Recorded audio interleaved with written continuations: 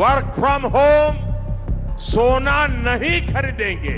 কাজ করুন বাড়ি থেকেই, কিনবেন না সোনা, ঘুরতে যাবেন না বিদেশ। ঘোর সংকটে পড়েছে ভারত, তাই লকডাউনের মতোই ভারতবাসীর কাছে এবার একগুচ্ছ অনুরোধ করলেন প্রধানমন্ত্রী মোদী। পশ্চিম এশিয়ায় যুদ্ধ পরিস্থিতি ক্রমেই ভয়াবহ হচ্ছে, আর সেই যুদ্ধের প্রভাব এবার সরাসরি এসে পড়েছে ভারতের অর্থনীতিতে। জ্বালানির দাম বাড়ছে, আন্তর্জাতিক বাজারে অস্থিরতা তৈরি হচ্ছে, চাপ বাড়ছে দেশের বৈদেশিক মুদ্রার ভান্ডারের ওপর।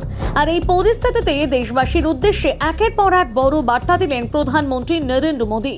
তেলেঙ্গানার সেকেন্দ্রাবাদে এক সভা থেকে প্রধানমন্ত্রী বলেন, দেশের জন্য শুধু প্রাণ দেওয়া নয়, দেশের জন্য দায়িত্ব পালন করাও দেশভক্তি। আর সেই দায়িত্ব পালনের জন্য এবার তিনি সাধারণ মানুষের জীবনযাত্রায় কিছু বড় বদলের আবেদন জানালেন। সবচেয়ে বড় ঘোষণা, আবার ওয়ার্ক ফ্রম হোম শুরু করার আবেদন। মোদী বলেন, করোনার সময় আমরা বাড়িতে বসে কাজ করেছি, অনলাইন মিটিং করেছি, ভিডিও কনফারেন্স করেছি।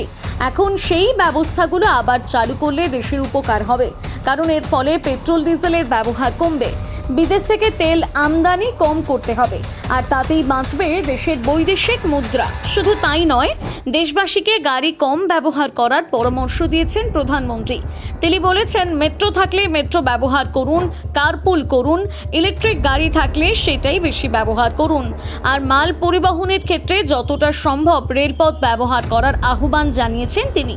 শুধু ওয়ার্ক ফ্রম হোম আর পেট্রোল ডিজেল কম ব্যবহার করতে বলেই থামেননি তিনি।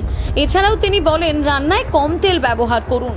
প্রধানমন্ত্রীর কথায়, ভারতকে বিপুল পরিমাণ ভোজ্য তেল বিদেশ থেকে আমদানি করতে হয়, তাই প্রত্যেক পরিবার যদি মাত্র 10% তেল কম ব্যবহার করে তাহলেও দেশ উপকৃত হবে।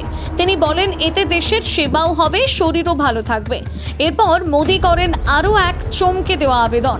আগামী 1 বছর সোনার গয়না কিনবেন না, কারণ সোনা কিনতেও প্রচুর বৈদেশিক মুদ্রা খরচ হয়। তাই বাড়িতে বিয়ে বা অনুষ্ঠান থাকলেও 1 বছরের জন্য নতুন সোনা না কেনার অনুরোধ জানিয়েছেন তিনি।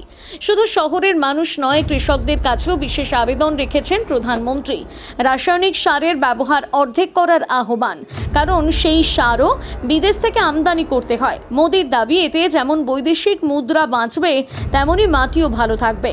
এমনকি কৃষকদের ডিজেল চালিত পাম্পের বদলে সৌর বিদ্যুৎ চালিত পাম্প ব্যবহারের পরামর্শ দিয়েছেন তিনি। আর সবশেষে দেশবাসীকে 1 বছরের জন্য বিদেশ ভ্রমণ বন্ধ রাখার আবেদন করেছেন প্রধানমন্ত্রী। তার কথায়, ভারতে অনেক সুন্দর জায়গা আছে, এখন বিদেশে না গিয়ে দেশের মধ্যেই ঘুরুন। সব মিলিয়ে যুদ্ধের অর্থনৈতিক অভিঘাত সামলাতে এবার দেশবাসীর কাছে সরাসরি সহযোগিতা চাইল কেন্দ্র। এখন প্রশ্ন একটাই, দেশ কি আবার ফিরে যাবে করোনার সময়ের জীবনযাত্রায়? আর আপনি কতটা মানবেন প্রধানমন্ত্রীর এই আহ্বান? কমেন্ট করে জানাতে ভুলবেন না আপনার মতামত।